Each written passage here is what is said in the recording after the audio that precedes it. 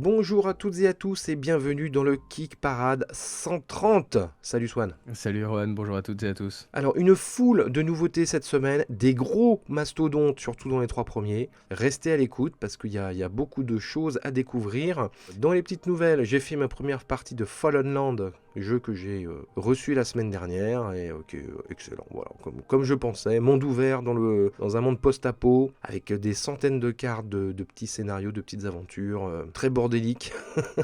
Illustration assez moche, mais voilà. Je ferai peut-être une présentation du jeu. J'ai fait un unboxing, mais c'est vraiment trop dégueulasse, quoi. J'ai vraiment fait ça trop rapidement, donc je ferai peut-être une présentation du jeu en vidéo. Voilà. Dites-moi si ça vous intéresse, parce que si je le fais pour 4 personnes, c'est pas la peine. Quoi d'autre? Bah rien d'autre. On va peut-être passer Bon au... écoute, oui, on va commencer parce Non, qu'on parce a, que... on a du boulot. Ouais, il y a du boulot, ouais, c'est clair qu'il y a beaucoup de choses. Et Allez, on on va commencer en plus par le sujet qui fâche, je pense.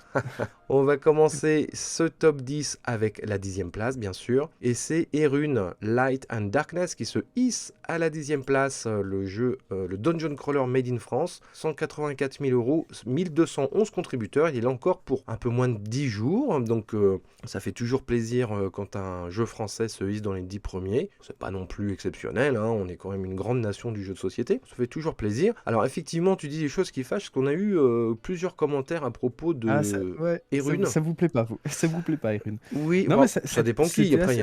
Ouais. peut-être que les gens qui sont très satisfaits ne se sont pas exprimés. C'est un truc aussi. Après, c'était quand même assez intéressant. Je rebondis notamment sur un commentaire de quelqu'un qui, pour le coup, a eu le jeu et l'a testé. Et en fait, finalement, on ressort un petit peu déçu. Hmm. Justement, en particulier, donc nous, on mettait en avant le travail qu'ils avaient fait sur l'application, telle qu'ils la vendaient, etc. Tel qu'on avait pu la tester sur Spike Rider 3000, notamment. Bah ouais, qui marchait très bien Et d'ailleurs. a priori bah, la qualité, elle n'est pas au rendez-vous sur la première version de Erune. Et Hmm. d'ailleurs, ça se conforte un petit peu parce que quand on lit la FAQ de la campagne, et ben, on voit effectivement que ils mettent vraiment en avant le fait qu'ils vont repenser les règles, qu'ils vont retravailler l'application, que voilà, etc. Donc je pense que ces lourdeurs-là leur avaient été signalées et effectivement, ils communiquent quand même pas mal dessus depuis quelques jours là pour dire non, non, mais rassurez-vous, c'est quand même une version 2.0, etc., etc. Donc ça, c'est plutôt intéressant. Il y avait un autre, ce même commentaire mettait en avant le fait qu'une partie des équipes était partie en fait de la boîte avant le lancement de cette nouvelle campagne. Alors ça, malheureusement, j'ai pas trouvé d'éléments qui permettaient de confirmer ou Ah, moi, je sais qu'il y a au moins voilà. une personne qui est partie parce que quelqu'un de la société me l'a confirmé. Après, je ne sais pas pourquoi. Après, les équipes, ça va, ça vient. Voilà, hein. Oui, mais après c'est C'est vrai que des si jeunes c'est surtout, une donc bonne... Oui, mais après, tu vois, ça dépend aussi de combien de personnes on parle, de pourquoi ils sont partis, etc. Mais ça, malheureusement, je ça on peux peut pas pas avoir vraiment l'info. confirmer. Ouais. Ou, donc, bon, Ça c'est difficile, c'est des salades internes aux sociétés et ça c'est très difficile d'avoir les infos évidemment. En tout cas moi ce que je peux dire c'est pour l'application, pour Spark Rider 3000, elle fonctionne très bien. Vous en avez même la preuve sur la chaîne, hein, parce qu'on a fait une vidéo sur Spark Rider 3000, donc voyez par vous-même. L'application du premier Erune, moi j'ai joué au jeu, c'était des mois et des mois avant qu'il aille sur Kickstarter, donc c'était de la bêta, donc effectivement ça laissait à désirer. Voilà, après, apparemment, le résultat après le Kickstarter était laissé à désirer aussi. J'ai envie de dire, c'est la première fois qu'ils faisaient ça, c'était leur premier jeu. Voilà, je pense que c'est en train de s'améliorer et ça a dû énormément s'améliorer pour cette extension. On rappelle que Erune Light and Darkness, c'est une extension d'Erune et qu'il faut la boîte de base pour y jouer. Donc je pense que cette histoire d'application, ça va s'arranger parce que évidemment, alors, forcément, on l'espère, on mais l'espère. effectivement, c'est quand même bien que vous ayez signalé Oui, oui, oui, cet élément-là. Et effectivement, on vous invite à être vigilant, à bien regarder c'est ça. comment la boîte communique par rapport à ça. Et si vous avez des questions, pour le coup, ils ont l'air d'être quand même plutôt réactifs dans les commentaires. Donc, En fait, il faudrait qu'ils montrent les progrès qu'ils ont fait sur l'application, quitte à faire ouais. une petite vidéo de l'application seule pour rassurer un petit peu les contributeurs ou les éventuels contributeurs. Moi, c'est un conseil que je leur donne. Voilà. Et puis, il y avait l'aspect trop cher. Alors, on nous a dit, moi, je trouve ça 90 euros, je trouve ça très cher. Alors là, moi, je suis pas tout à fait d'accord. Très honnêtement, Ah. vu le matos qu'il y a dedans, alors certes, c'est une extension, ça, on est d'accord. Attends, t'as du décor 3D, t'as de la figurine, t'as des tuiles de partout, t'as des dés de partout. Non, c'est le prix d'une boîte avec un matos comme ça. Alors, c'est la fourchette haute, Ouais. je suis d'accord. mais c'est pas Bah, non en fait, plus hors de prix. le problème, et c'est vrai que là-dessus, moi, je rejoignais un petit peu le commentaire par rapport au côté cher, c'est que c'est vrai que dans ce cas-là, ça méritait quand même d'être un peu standalone aussi, en fait. Hmm, Parce que 90 €, c'est quand même le prix d'un jeu, c'est vrai, et pas le prix d'une extension. c'est Et vrai. ça, là-dessus, je Ça, suis un ça... peu Non, d'accord. mais je suis d'accord là-dessus. Voilà. Je suis d'accord là-dessus, mais si on regarde purement et simplement ce qu'il y a dans la boîte, c'est les prix actuels. Mm. Alors, comme je dis, c'est la fourchette haute, mais c'est pas délirant non plus. Après, c'est vrai. Par contre, ils proposent un nouveau mode, c'est ce qui est sympa, c'est un contre tous, donc ce qui peut être assez rigolo. Mais ça reste une extension et il faut la boîte de base. Et la boîte de base, c'est vrai qu'elle coûte aussi assez cher. De toute façon, c'est un jeu cher. Hein. Comme souvent les dungeon crawlers, hein, enfin avec beaucoup de matériel, parce on a vu hein, la semaine dernière le Dark Tomb, qui est le petit dungeon crawler de poche qui coûtait 20 € et forcément voilà. Mais si tu commences à mettre des figurines, des décors 3D, à développer une application, à avoir beaucoup de tuiles, de cartes, de dés, bah, c'est le prix. Hein. Vous voyez en boutique, c'est ce genre de jeu, c'est le prix. Mais c'est vrai que c'est une extension. Donc bon. En tout cas, il a son petit succès, 1211 contributeurs, ça commence à être un beau succès. On verra comment ça évolue, qu'on va le retrouver la semaine prochaine, s'il monte ou il descend, s'ils ont fait une vidéo sur l'application, etc. etc. 9e position, c'est une entrée et une nouveauté, c'est Merchants of Magic, Dangerous Business, plus Drought of Dragons. 60 000 €, 1293 contributeurs, et c'est les créateurs d'un jeu que tu affectionnes particulièrement, il me semble. Oui, ce sont les créateurs de Set a Watch, et d'ailleurs le jeu prend place dans le même univers, donc ils rejoignent un petit peu ce qui se fait de plus en plus, je pense notamment à Role Player, etc., où finalement tout allait un petit peu dans un même univers, tous les jeux un peu se coordonnent, etc. Là d'ailleurs on retrouve les personnages de Set a Watch qui dans les extensions viennent rajouter du gameplay. En gros, voilà, c'est un roll and write où vous allez jouer des marchands qui confectionnent des objets magiques, etc. Vous allez lancer des dés et ensuite les répartir pour essayer de fabriquer les meilleurs objets avec une espèce de rivière de cartes en fait qui défile devant vous. Donc ça c'est pour le jeu de base. Donc c'est un jeu très simple, rapide, etc. Et il propose avec ce jeu 2 extensions, et ces 2 extensions viennent rajouter énormément de complexité sur ce jeu de base, avec cette fois-ci un système de personnages, un système de villes à gérer, beaucoup d'éléments qui viennent se rajouter par-dessus, etc. Donc on est sur du jeu qui vient de plus en plus exigeant en fonction des extensions que vous ajoutez. Moi, et je le redis parce que j'ai toujours ce gros regret depuis que Rock Manor Games a décidé de passer par sa propre maison de distribution pour l'étranger, etc., qui ont été la collaboration avec Boom Boom Games. Le problème c'est que voilà, on a un jeu qui est uniquement en anglais, comme la 3e boîte de cette Watch, et que voilà quoi, je trouve qu'on passe à côté d'une licence que je trouve vraiment vraiment cool, vraiment réussie. Voilà, tout ça pour de la tambouille interne, alors qu'on avait selon moi quelqu'un qui faisait du très très bon travail de distribution à l'étranger. Et voilà, on a un jeu qui moi personnellement me fait envie parce que j'adore cet univers, j'adore les illustrations, je trouve que c'est un jeu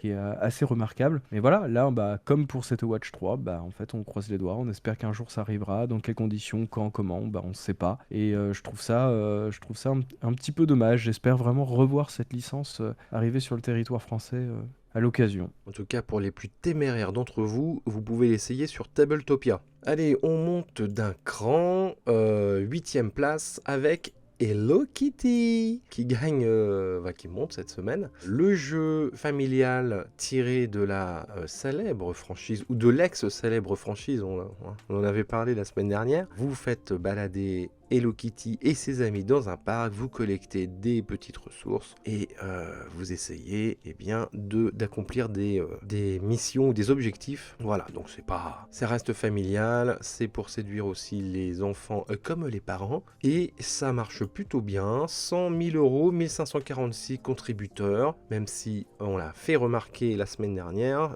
Hello Kitty a un peu perdu de sa splendeur et il reste un peu moins d'une semaine. 7e place, The Shivers Expansion, qui lui aussi a un peu monté de place. 166 000 €, 1698 contributeurs. Il reste une dizaine de jours pour ce jeu d'enquête pop-up superbe, très cher aussi, mais superbe, avec une rejouabilité moins superbe. hein, comme on l'avait évoqué. Ouais, c'est le problème souvent, effectivement. Voilà, mais en tout cas, c'est un très très bel objet d'art. Mais ça, tu vois, je trouve que c'est typiquement les jeux qu'on pourrait retrouver facilement dans des boutiques, tu sais, pour des soirées un peu thématiques, le jeu que tu mets à dispo pour que les gens ils puissent l'essayer, C'est vrai. En même temps, ou ça que a tu l'air mets dans fragile, une hein. ludothèque. Ouais, c'est ça, ouais, c'est un peu l'autre inconvénient. Mais ouais, pour moi, c'est plus un jeu on va dire, de ludothèque publique, plus que quelque chose que tu gardes chez toi, quoi. Ben ouais, mais ça fait cher le jeu du Dotec quand même, hein, 65 C'est vrai. balles.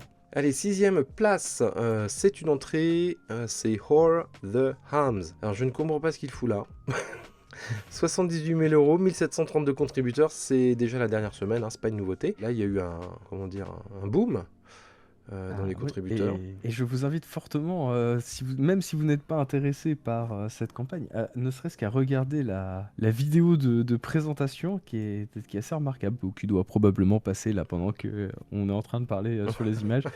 Ça vaut le coup. C'est Ça vaut du le coup. jeu d'affrontement, du jeu de cartes d'affrontement, avec des illustrations. Moi, je trouve ça moche, mais c'est assez à la mode en fait, ce genre d'illustration, je crois, hein, dans les trucs d'animation ou les web animés, les trucs comme ça. Ouais, bon, bon, c'est tellement pas mon truc. Bah, c'est une espèce de jeu, de jeu de pli un peu amélioré. Vous allez pouvoir faire des combos de cartes avec des différents pouvoirs et de pouvoir contrer ce combo avec un contre. Et puis il y a des anti-contres et des contres. Enfin voilà. Bon, c'est du petit jeu d'ambiance qui est un peu là pour la blague. Mais je pense que surtout la campagne, elle était là pour vendre des peluches, hein, on va pas se mentir. Ouais, c'est ça. Il y a une peluche à vendre, évidemment. Alors, on dirait des testicules un peu, hein, quand même. Enfin, je dis ça, Tout je à dis fait. rien, hein, mais on dirait des testicules avec des yeux. Voilà, donc c'est chouette. Ouais, et puis il y a des. Voilà, ils vendent des peluches. Ça m'agace. Allez hop. Suivant. Il n'y a rien à dire là-dessus. Qu'est-ce que tu veux dire raconter là-dessus?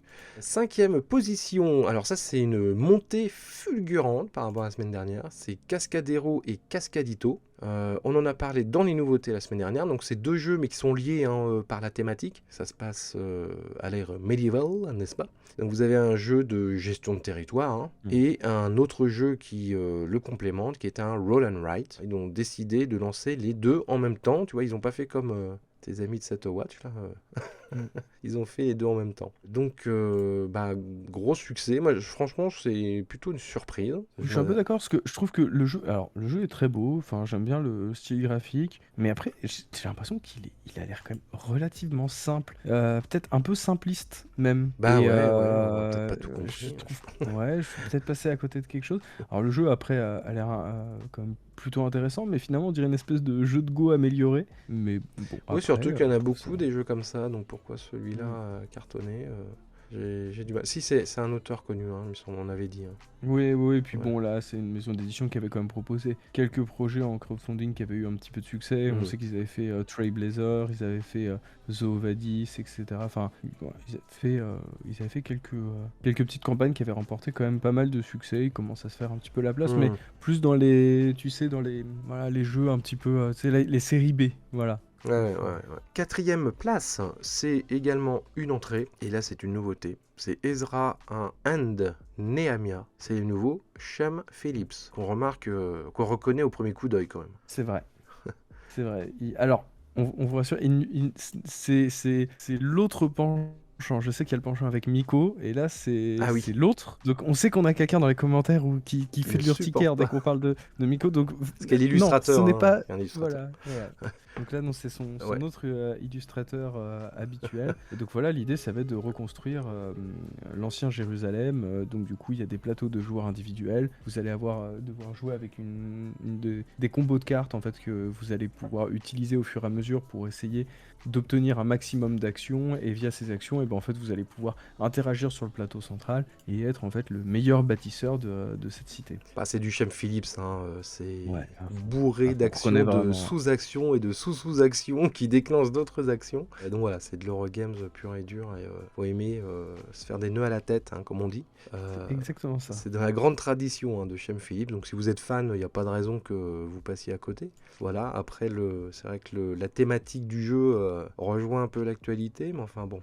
Voilà. malheureusement, ouais. Bon, et pour rien, hein. Voilà. Mm. Donc il en est à 145 000 euros, 2000 contributeurs et il est là pour une petite quinzaine de jours. Le nouveau Shem Phillips. Avant de passer aux 3 premiers, eh bien on va parler des nouveautés de la semaine. Donc ça y est, hein, après 2 semaines un peu de léthargie, les plateformes de sociofinancement se réveillent, surtout Kickstarter, je dois l'avouer. Je vais commencer par Davy Jones' Locker, Curse of the Ghost Ships Expansion. Donc Davy Jones' Locker, c'est un jeu qui existe déjà, c'était un jeu de pirates qui fonctionnait en 2 actes. Donc au début vous exploriez et après vous retourniez le plateau et après c'était le temps de l'affrontement. Et ben là ils ont repris la même mécanique, et là c'est coopératif. La première partie, vous allez explorer, vous stuffer, trouver des trésors, aller sur des îles mystérieuses, etc. etc. Et la deuxième partie du jeu, ce n'est plus un kraken comme dans le premier, ce sont des bateaux fantômes. Alors on est en plein dans le Dans l'imagerie pirate, quoi. Ouais, ouais, clairement, c'est. même Pirates des Caraïbes, hein, même je dirais même. Ouais. Voilà, donc il y a des très belles figurines de bateaux fantômes qui sont un peu phosphorescentes. Le jeu est joli, hein, comme le premier. Je trouve qu'il C'est était vrai fait que le jeu avec est goût. très beau, ouais. Ouais, c'est Mm. fait avec goût. Et donc voilà, donc jeu de pirate, qu'on est à 67 000 euros. Il a dépassé les 1000 contributeurs, il est vraiment au pied du top 10, hein, ce jeu, hein. Donc peut-être que la semaine prochaine, il y sera, va savoir. En tout cas, ça vient de sortir. Et puis bon, nous ici, les pirates, on aime bien. Les Ah jeux de ouais, pirates, ouais, c'est ça, vraiment un peu cool. il faut Ça faisait que longtemps d'ailleurs. faut absolument que je chope. Il ne le prêtera jamais. Mais je connais quelqu'un qui a eu Dead Reckoning, là, l'énorme Ah jeu oui. de John Declare. Je rêve de jouer à ce jeu, mais il ne le prêtera jamais. Est-ce que tu veux enchaîner? Ouais, c'est toujours sur Oui. Kickstarter. Bah oui, avec en plus, on va dire la recommandation de la communauté, c'était donc le nouveau jeu de l'ordre de Veyel, je ne saurais Ouais, ça moi se je dis prononce comme Veille, ça, mais donc Veille, oui, l'ordre de Veille, effectivement. Et là, cette fois-ci, il le propose sous un format de deck building tactique, donc vous allez pouvoir récupérer des cartes, affronter des boss, vous placer sur le terrain, et en fait, les cartes ont cette petite spécificité d'avoir en fait une espèce de champ d'action sous forme un peu comme des pièces de Tetris, en fait. Et donc, du coup, voilà, vous allez pouvoir jouer en coopération pour affronter des boss, etc. Avec tout un système de placement et surtout, comme petite particularité, de ne pas avoir de notion de ressources pour pouvoir acheter Ouais. des cartes. Ouais, moi Ce qui est plutôt pas mal.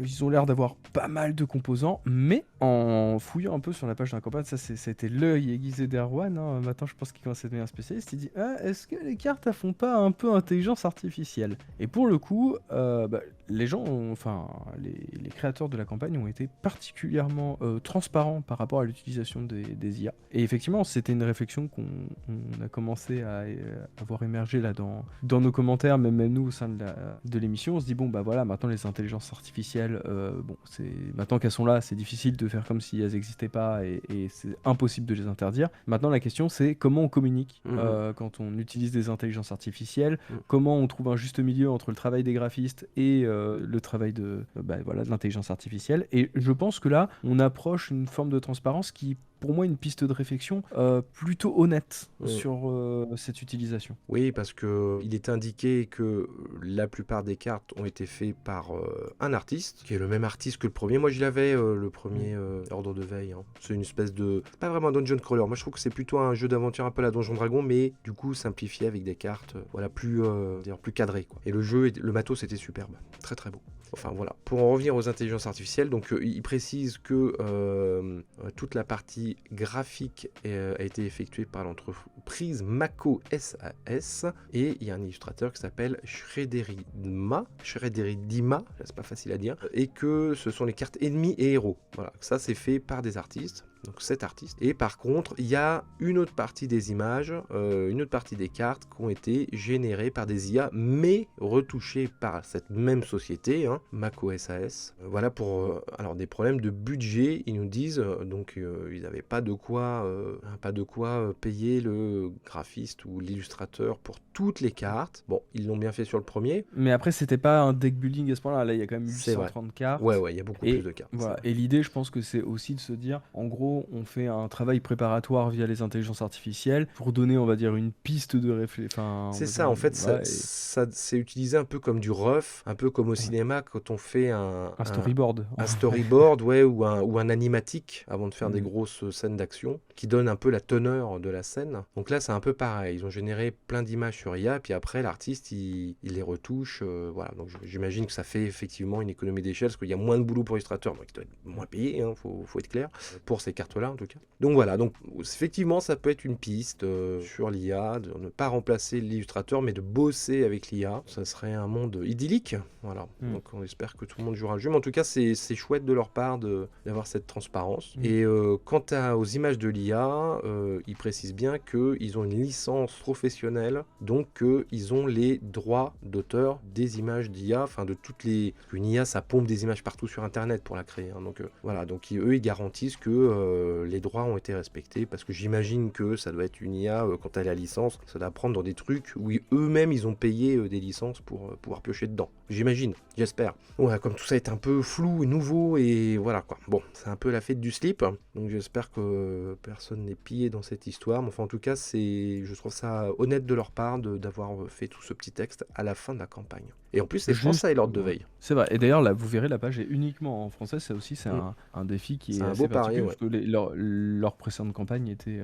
un petit peu mixte, hormis celle qu'ils avaient fait avec les vidéastes, mais leur première version du jeu, enfin, voilà, tout ça, c'était internationalisé. Là, on est sur quelque chose de très franco-français, mais pourquoi pas. Surtout qu'en termes de mécanique de jeu, je trouve que ça, c'est pas révolutionnaire, mais je trouve que ça a l'air d'être plutôt efficace. Des fois, je trouve dans la présentation, dans la manière dont il y a un côté peut-être un poil too much qui, moi, enfin voilà, qui finit, je trouve, par basculer un petit peu dans le cliché. Mais bon, voilà, après, au niveau des mécaniques, et c'est ça qui est essentiel, je trouve que ça a l'air d'être pas trop mal. Juste, effectivement, pour finir avec le sujet de l'IA, je pense que là, un petit conseil à donner, c'est que ça se ressent quand même encore un peu trop, que voilà, la preuve c'est que toi en un coup d'œil tu t'es dit oula, ça fait un peu IA, et c'est vrai qu'on retrouve un petit peu on va dire l'espèce de patine mid-journée, voilà, au niveau des couleurs, et de la lumière surtout. Je trouve qu'on ressent peut-être encore un poil trop la patte de l'IA par rapport à la patte du dessinateur, donc ça c'est peut-être encore un petit facteur d'amélioration. Et pourtant, tu peux Mais tout faire. Hein. Sur ouais. Midjourney, par exemple, tu peux faire tous les styles. J'enchaîne avec un autre deck building qui s'appelle Fall of Lumen. Alors, j'ai pas trop compris l'histoire. Donc, c'était un portail dimensionnel qu'ils ont fermé, mais pas tout à fait. C'est pas très clair. Le lore n'est pas très clair. En tout cas, bon voilà, c'est de la carte, assez classique. Vous avez double effet qui se coule sur la carte, soit vous faites les pouvoirs, soit vous la dépensez pour autre chose. Vous déplacez un petit pion sur des régions qui vous débloquent certaines actions. Et voilà, vous faites votre vie. Donc c'est pas désagréable à l'œil, je trouve. C'est vrai. Faut voir si ça tourne bien. On peut le voir on peut l'essayer hein, d'ailleurs sur Tabletop Simulator. Et là, il y a pas du tout d'IA. J'ai regardé, il y a un artiste. Alors bon, ça s'appelle Fall of Lumen et c'est là pour beaucoup de jours. Mais je doute qu'il se hisse dans le top 10. J'enchaîne vite fait, allez, pendant que j'y suis, avec un autre jeu qui s'appelle Cryptid Café The Chef's Apprentice. Alors c'est la suite d'un jeu qui s'appelait déjà Cryptid Café, dans lequel vous allez essayer de servir au mieux des clients qui sont des monstres, évidemment, d'où le titre Cryptid. Donc il va falloir faire une collection de cartes, de plats. Vous pouvez rajouter des ingrédients dessus, qui sont des petits tokens en bois. Et en fait, il va falloir les mettre dans une certaine, comment dire, dans certaines formes, certaines configurations pour faire des points de victoire. Donc c'est du petit jeu efficace. Le premier avait pas trop mal marché. Celui-là, bon, il a 260 contributeurs, mais c'est pareil, il reste là très longtemps, 20 jours. Et voilà, ça s'appelle Cryptid Café The Chef Apprentice. Et alors, c'est toi qui vas enchaîner. Alors là, avec un gros Eurogame. Il s'agit de The Gilded Realms. Donc pour l'instant, on en est à 720 contributeurs. Il reste encore 27 jours. Donc là, on est vraiment sur du gros Eurogame. L'idée, ça va être de bâtir sa propre ville. Alors, le premier truc qui saute à l'œil, moi, je trouve, c'est que je trouve ça plutôt joli. Il y a un côté très épuré, presque un peu brut sur les plateaux. Mais par contre, dès qu'on est sur la carte, puisque en fait, votre cité, vous allez la bâtir via une espèce de panorama de plusieurs cartes, 4 ou 5 que vous allez placer devant vous. Et en fait, vous allez rajouter des cartes sur chacune des parties pour montrer en fait à quel point en fait la ville s'étend, se construit, etc. Ça, en fait, Et c'est je une trouve que palais qu'il résultat. faut. C'est le roi qui demande de peupler une contrée sauvage loin du royaume. Donc vous êtes des espèces de settlers, ça, de C'est ça. pionniers. Vous allez construire petit à petit des villes, des bâtiments que vous mettez directement d'ailleurs sur le plateau, sur le paysage. Le paysage Et se je trouve ça, transforme. c'est ça, et je trouve ça très très joli. Enfin, Ouais, en plus, j'aime beaucoup les illustrations. Et l'autre particularité, c'est ces espèces de petites tours en fait ouais. qui servent de meeple entre guillemets. Et en fait, en fonction du sens dans lequel vous allez le mettre, c'est soit vous allez avoir un sens un petit peu sur le côté combat Mm. attaquant défensif, ou soit sur le côté plutôt collecte Ouvrier. de Mm. ressources, etc. Et donc Ouais, du c'est une coup, je bonne trouve idée. que c'est une bonne idée. Et d'un autre côté, je trouve ok, ça va demander la construction d'un matériel un petit peu spécifique au jeu, Oui, mais c'est pas non plus. l'avantage, c'est que bah, ça permet aussi de diviser par deux les petits jetons que vous auriez eu dans Tout la à fait. boîte. Alors ça, c'est très Et vrai. ça, je trouve que Non, c'est c'est malin, plutôt hein. bien vu. Ça a l'air d'être Ouais, un ouais, jeu c'est malin. malin. Il a 720 contributeurs. Il est là presque un mois. Donc, ils font Peut-être des qu'on le verra campagnes énormes, remonter. hein. Si vous aimez bien les jeux de un peu architecte, de bâtir sa région, sa ville, je pense que vous devriez jeter un coup d'œil parce que ça a l'air très intéressant. Moi, je vais finir vite fait, mais ça, c'est juste, c'est du pur plaisir égoïste, avec Car Wars Companion for 6th Edition. Voilà, moi j'ai Car Wars 6th Edition, j'adore ce jeu, mais on doit être 10 en France à l'avoir. Et là, ils sortent ce qu'on appelle un companion, c'est-à-dire une espèce de livre avec des scénarios. Ça faisait longtemps qu'ils l'annonçaient, donc voilà, en fait, ils le sortent enfin. Et donc voilà, donc c'est vraiment pour les gens qui ont Car Wars 6th Edition. On va enfin avoir des scénarios. Ce qui est sympa, c'est que dans la boîte de jeu, bon, il y avait des tapis néoprène pour faire les circuits, enfin pour faire les terrains. Mais il y avait aussi tout un tas de tuiles recto verso, il y en a beaucoup, avec tout un tas de routes de plus ou moins défoncées et tout ça. Et c'est vrai que c'était pas évident de faire soi-même ces circuits, etc. Donc ce compagnon, là, ce livre, il va faire des scénarios avec toutes ces tuiles. Donc ça va faciliter grandement le jeu, quoi. Car Wars, moi je suis fan. Dites-moi si quelqu'un a Car Wars 6 Edition parmi nos viewers. Je suis même pas sûr. J'avais été chez les dingues de jeu pour faire une partie de Car Wars 6 Edition. Vous avez qu'à aller sur la chaîne Les Dingues de Jeu, il y a 3 mois, un truc comme ça, si ça vous intéresse. Allez, on va passer aux 3 premiers de la semaine. Alors là, c'est du lourd. Alors en troisième position, c'est quand même League of Dungeoneers, la dernière semaine. Donc il se hisse dans les 3 premiers pour la toute fin de sa campagne. 471 000 euros, 3680 contributeurs, le mec, je suis Jean-Claude Van Damme, contributeurs. Donc c'est un très gros succès, très gros succès. Donc on retrouvera League of Dungeoneers. Surtout que c'est une extension. Il y a bon, évidemment, tu peux reprendre le jeu de base, ça c'est habituel maintenant. Mais en tout cas, le jeu rencontre un très beau succès. Donc je suis curieux d'essayer un jour ce League of Dungeoneers, qui ne sera jamais traduit en français, j'imagine, mais enfin bon. Donc voilà, carton plein pour League of Dungeoneers, et puis on se verra pour la prochaine extension, j'imagine. Deuxième place, alors c'est une entrée, directement à la deuxième place. Mais sincèrement, quand j'ai vu la campagne, je me suis dit, pour moi, c'était un direct pour la première place. Exactement. Donc il y a encore quelqu'un qui nous a encore plus épaté. C'est Dice Throne X-Men Marvel Mission Co-op. Alors maintenant, maintenant ça fait 2 ans à peu près, tu fais un jeu, tu fais une gamme de jeux, et quand tu as vraiment envie d'avoir beaucoup d'argent, t'achètes ta licence Marvel et tu adaptes ton jeu avec Marvel. Ça marche à tous les coups. Donc là, voilà.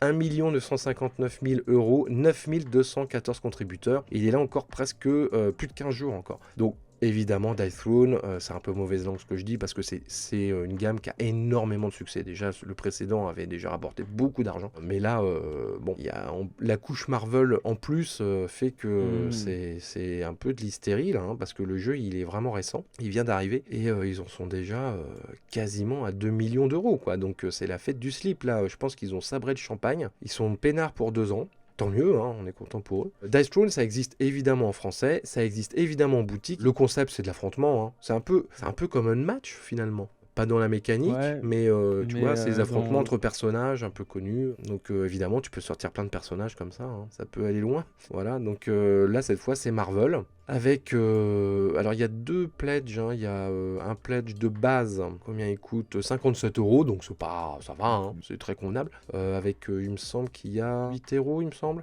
que c'est ça. C'est un peu.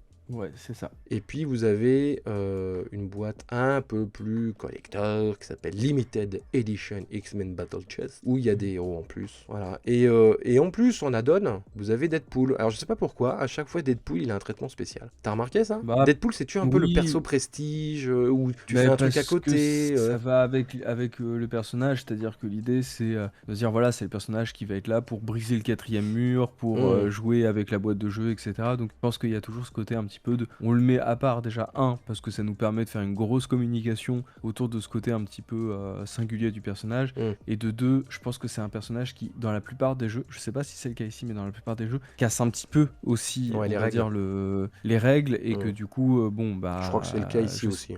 c'est pas, ce serait pas impossible. Voilà. C'est souvent un peu du personnage, un peu blague, un peu troll, pourquoi pas. Par contre, petite spécificité aussi de cette partie-là, c'est que ils continuent dans cette lignée qu'ils abusent, parce qu'à la base, comme tu le disais, c'était un jeu d'affrontement. Hein. Vous prenez des personnages, vous avez des dés, des cartes, des machins, et vous allez devoir vous affronter avec ça. Mais ça fait un petit moment aussi qu'ils partent sur une idée de, en fait, on peut faire des missions en coopérative, en Ouais. fait, en prenant 2 joueurs avec des cartes différentes, et vous allez affronter des boss, des machins. Et donc là, ils continuent Là, avec ils y ce vont à qui donf. s'appelle les missions, voilà. Et donc du coup, j'ai presque l'impression que cette campagne met beaucoup plus Ah l'emphase oui, sur le côté coop. coopératif Ah que oui, oui, sur le oui. côté purement affrontement. Alors ils Ce disent qui est bien que à la vous fois pouvez utiliser ouais. chaque personnage dans de l'affrontement avec les autres personnages de Deathfall qui sont sortis avant. Mais ils insistent effectivement énormément pour jouer les X-Men ensemble, bah, ce qui est logique, hein, pour faire des missions face à des gros méchants. Mais c'est vrai qu'après, d'un autre côté, voilà, faut aussi savoir que je pense que ce jeu, alors je sais pas si c'est le cas avec la mouture Marvel, mais en tout cas, on va dire avec le jeu d'origine, hein, puisqu'au début, c'était ils créaient leur propre personnage. Il me semble que c'est notre ami Mathieu du Troll Savant qui aimait bien ce jeu, Ouais. et qui me disait qu'il y avait quand même un fort potentiel compétitif sur le long terme, Ouais, que mais c'était j'ai pas assez l'impression que intéressant, ça a été etc. très développé, Bah, les jeux organisés autour de c'est de ça, cette gamme. et je pense que le fait qu'il passe comme ça sur la coopérative avec ce système de mission vient un petit peu répondre à ça, en disant en Mhm. gros on a du matos, on a un jeu qui est fonctionnel, là en plus on a une licence, on est sûr que ça fonctionne, mais du coup peut-être que les gens ont plus envie d'y jouer En ensemble coop, plutôt ouais. que les uns Ouais, ouais. contre les autres, donc Ouais, ouais. bon, C'est un changement de cap. tout à fait. Et vous avez, alors si vous êtes vraiment fan, vous pouvez acheter le set de figurines pré-peintes. Je sais pas que ça serve à grand chose dans le jeu parce que c'est pas un jeu où tu déplaces des figurines, quoi. Enfin, bon, dans ma mémoire, hein. Mais Ouais. voilà. Donc en tout cas, vous avez tout le set des personnages en figurines pré-peintes qui sont, j'avoue, assez jolis. Voilà. Oui, si tu te déplaces un peu sur un plateau quand même. J'ai rien dit. Mais bon, après tu peux très bien le faire avec des standees, hein. C'est du pion, hein. Mais bon, si tu veux te faire plaisir, t'as toutes les figurines pré-peintes qui sont plutôt de la gueule, je trouve. Enfin bon, voilà, forcément, avec ce genre de jeu, je regarde le all-in, voilà, 569 € le all-in, et bim, bim, bim, bim, bim. Par contre, la boîte de base est à 50 balles, ce qui est tout à fait convenable. Donc ça, c'était le deuxième. Donc maintenant, le premier. Donc C'est ça. comment faire plus fort? Eh ben, il y en a qui Et ont ben fait avec plus une fort. autre licence. Eh ben, avec une Avec autre une autre licence. licence. Premier de Geek Parade cette semaine, il vient de sortir aujourd'hui. C'est-à-dire qu'il est en ligne là, quand on a enregistré cette émission, depuis quoi, 4 heures, 3 heures? Ben, il est déjà premier, quoi, le mec. 897 000 €, donc moins d'argent que le précédent, mais 11 371 contributeurs, et il est là pour 20 jours. The Witcher Path of Destiny. Alors c'est Go On Board qui fait ça, qui avait fait The Witcher, The Old World, qu'on vient de recevoir, hein, pour les backers, que je trouve excellent, vraiment. Très très bon. Le solo est un peu faiblard, mais le compétitif est très bon, et je trouve que le coop aussi, j'ai essayé le mode coop, est très sympa. Et le jeu globalement est très réussi. Donc ils ont la licence, donc ils vont essayer d'exploiter jusqu'au bout. En tout cas, si on est cynique, on va dire qu'ils vont l'user jusqu'à la corde. Si on n'est pas cynique, on va dire qu'ils vont être créatifs sur cette belle franchise qui est pleine de ressources, et ils vont vouloir explorer tout un tas de mécaniques de jeu. Et on peut dire que c'est les deux à la fois, hein, quand on est réaliste et honnête. Donc là, ils sortent un nouveau jeu, donc qui se passe là vraiment pendant les romans, hein, si j'ai bien compris. Moi, je suis pas un spécialiste de The Witcher. D'ailleurs, il faudrait que je lise des bouquins. Je suis sûr que ça me plairait. Et, Alors je les ai en polonais à la maison, si tu veux. Ouais, bah là je passe. Donc là ça se passe pendant les livres, donc il y a les personnages connus du roman, mais le jeu est très différent de ce qu'ils ont fait avec The Old World. Ce qui est bien, ils ont pris des risques, parce que le concept du jeu est assez risqué. Le concept du jeu c'est quoi? Est-ce que tu veux faire le pitch? Est-ce que tu te Alors. sens de faire le pitch? Je vais essayer de faire une version condensée. En Oui, gros, oui. au début du jeu, donc vous allez sélectionner un personnage parmi, on va dire les 5 de base, mais vous en avez déjà débloqué, enfin il y en a beaucoup qui se sont débloqués Tu là via les m'étonnes, stretch 11 goals. 000 contributeurs, les stretch goals, ça. C'est ça.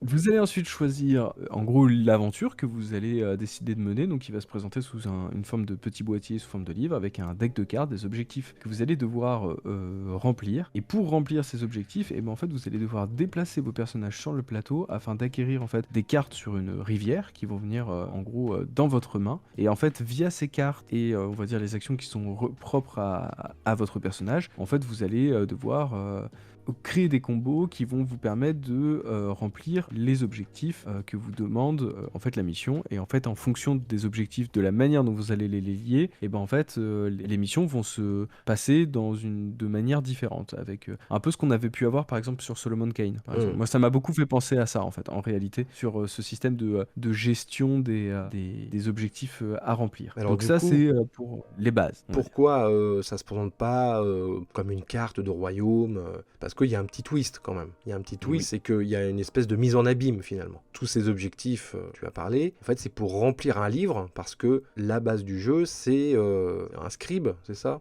qui raconte les exploits des sorceleurs. Et donc le but du jeu c'est de faire le plus beau. En fait, c'est d'être le plus mémorable dans les livres des sorceleurs. Donc voilà, c'est le concept du jeu que je trouve très cool en fait. C'est une très belle idée.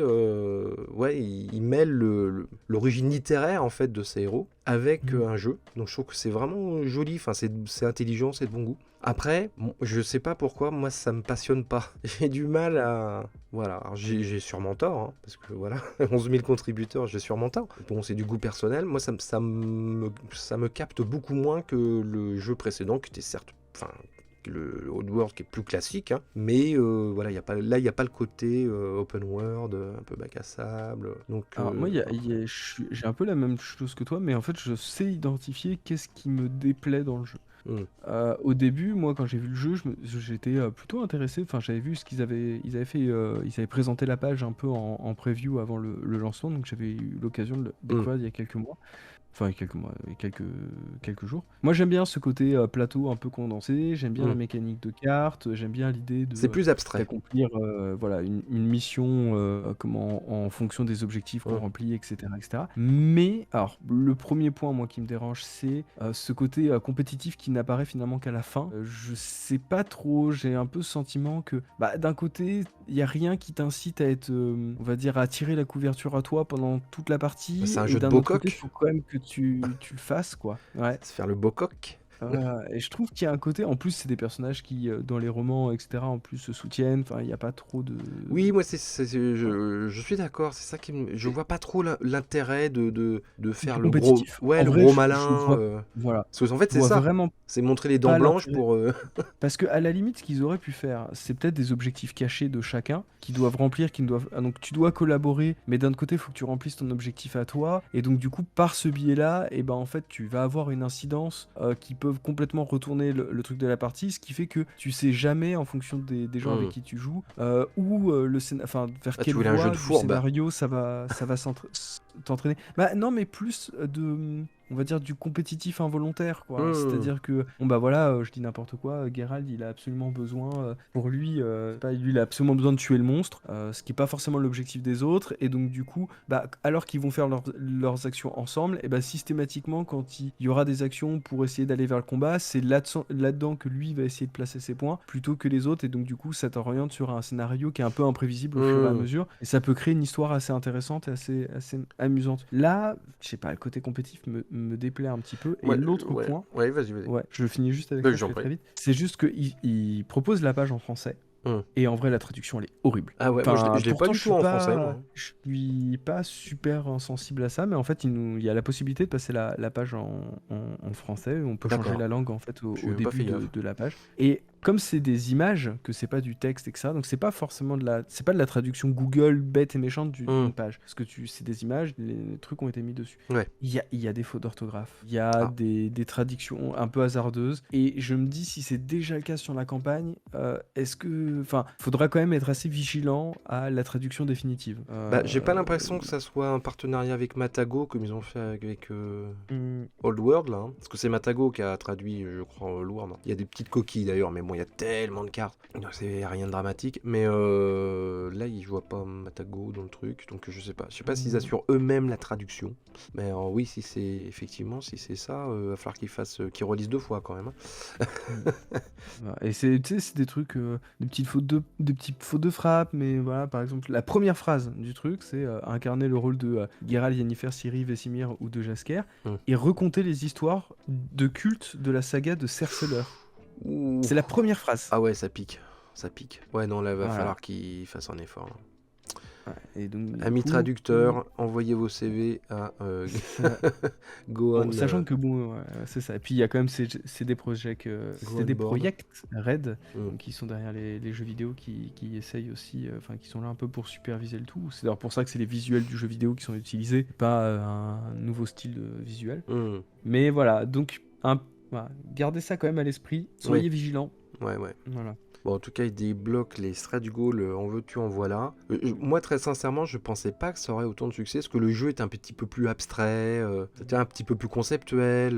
Donc on verra comment ça évolue, parce que le jeu, il est là 20 jours, hein, donc il y a de quoi voir. Donc on verra s'il dépasse Old World. Moi, je pense pas qu'il dépasse Old World, parce que c'est pas vraiment... Enfin, c'est pas le même jeu, c'est un peu moins évident. Mais bon, c'est déjà énorme, hein, 11 000 contributeurs en quelques heures, c'est impressionnant, quoi. Donc, comme je le disais, la boîte qui est Go On Board, c'est les Polonais, évidemment.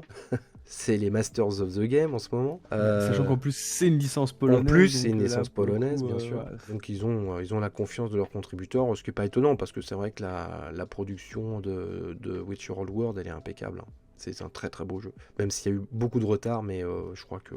qui n'en a pas maintenant? À part Youssef Fari, hein. Parce qu'on a reçu Berserkers il n'y a pas longtemps, mais pour ces gros jeux là maintenant il y a toujours 6 mois voire 1 an de retard, donc bon, ça devient habituel. Enfin voilà, c'est le premier de Geek Parade, on verra s'il tient la route sur les 20 jours. Merci à toutes et à tous de nous avoir suivis, mettez un pouce si ça vous a plu, si vous ne connaissez pas cette émission et que vous la découvrez, n'hésitez pas à vous abonner et à activer la petite cloche de notification. On souhaite la bienvenue à notre nouveau collaborateur aussi, qui s'appelle Fred. Bon, c'est mon camarade de jeu sur Tented Grail et le Seigneur des Anneaux. Là, on a attaqué le Seigneur des Anneaux, le Chasse-Rêve, et on est très content parce qu'on adore le jeu de cartes du Seigneur des Anneaux. D'ailleurs, Swan, je te rappelle que tu dois faire une tier list des jeux autour du Seigneur des Anneaux. Tu l'as annoncé maintenant, mon coco, tu vas le faire. Et donc, je voulais souhaiter la bienvenue à Fred qui a basculé du côté obscur, donc qui nous a rejoint sur la chaîne et qui va se spécialiser dans les jeux solo. Voilà, qui va faire une série d'émissions qui s'appelle En mode solo, et il va commencer avec Berserkers. D'ailleurs, il a fait un petit unboxing, hein, vous avez pu voir dans les vidéos, c'était un petit coup d'essai, et maintenant il va faire des parties en solo, vous faire découvrir tout ça, et c'est bien cool, et bienvenue à lui, et ça nous fait plaisir d'agrandir la famille. Voilà, bon, à la prochaine Swan. Oui, et à la semaine prochaine tout le monde, ciao. Ciao.